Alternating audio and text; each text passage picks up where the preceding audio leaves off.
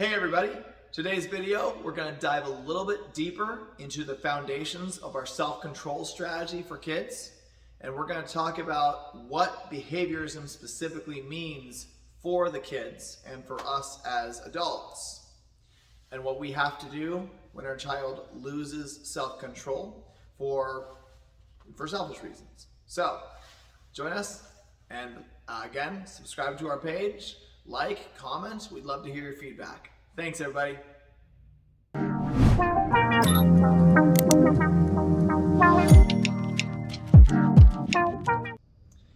Hey everybody, this is Carson Clues with ATA Martial Arts Kaiser, and we are going to do, today's video is the second video on a strategy for building self-control in our kids. The strategy we're going to talk about today, I have seen them work with ages all the way down to 2 years old. Again, this strategy is built on showing kids that we believe in them, all right?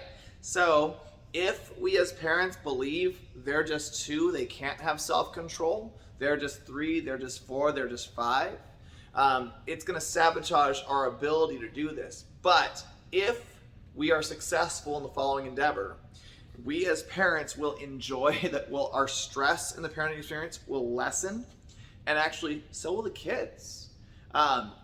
If we are successful in teaching our children self-control, everybody wins, everybody gets happier. Can we do that without crushing the children? Yes, I'm telling you we can, all right? So here's the strategy that we're gonna play with. First of all, last video we talked about the foundations it's built on. So number 1 is behaviorism, with the psychological theory fathered by B.F. Skinner. We're gonna follow his information without following his example, okay? Number 2 is following boundaries. The concept of boundaries comes down to this. I control my actions and I control how I respond to other people's actions, but I cannot control other people's actions. In the same way, I cannot control my child's choices. All I can do is choose how I respond to those choices. That's the boundaries concept in play. Finally, how to listen so kids will talk and talk so kids will listen. What we're going to draw from that strategy is acknowledging the feelings. We're not going to argue with feelings. We're going to acknowledge the reality of feelings. But after we acknowledge the reality, we're still going to expect self-control. We're going to teach kids that their ability to choose is a higher power than their feelings. Self-control does not mean not being upset or grumpy. Self-control means feeling upset or grumpy and still choosing to do what is right. For adults, what is right could mean what is ethically right, or what is practically right. When I say that, I mean ethically right means it's the right thing to do. Practically right means it leads me towards my goals. Eating Doritos is not morally wrong, but maybe it's taking me away from my fitness goals, okay? So ethically right, and then right meaning going towards the goals. For kids, we're not gonna complicate it. We're just gonna teach them there is a right choice right now, and I believe that you can make it even when you feel upset. So let's start with behaviorism. If the child's world gets better when they express upsetness, it sounds simple. You know what's coming next. They're gonna keep expressing upsetness, all right? So if the child's world gets better when they express upsetness, they're gonna keep expressing upsetness. If the child's world becomes less desirable to them when they get upset, then they are smart enough and are strong-willed enough to choose to control themselves. That does not mean that they have to choke it down when they're upset. But what that means is that they have to choose the right outlet. So what we're going to do is when a student starts to get upset, we are going to acknowledge that they're upset, and we're not going to argue with that upsetness. So if I tell my kid it's time to get off the playground and my kid starts to get upset, a very common response is for the parent to explain why they shouldn't be upset. Why I let you play on the playground for a while.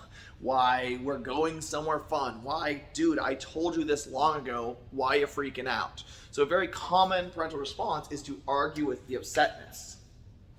We believe and we have seen that a more effective response is to acknowledge the upsetness without arguing it away. So, I know you're upset, and it is okay for you to feel upset. I still expect you to follow my directions. Now, that's concept number one, and that is built on the how to talk so kids will listen so the kids will talk.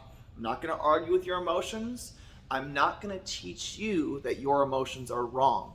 And there's nothing wrong with you feeling those emotions. I feel those emotions too. There's nothing wrong with that. But I still have an expectation of you even when you feel those emotions, okay? The next concept in play is the boundaries concept. I'm not going to try and control their actions. We're trying to, but I'm going to show them I control my actions. So you can choose to argue with me, but if you argue with me, I'm not going to do this, okay? If you follow directions, then I'm going to do this. It could be a positive consequence, or it could be I'm not going to do a negative consequence.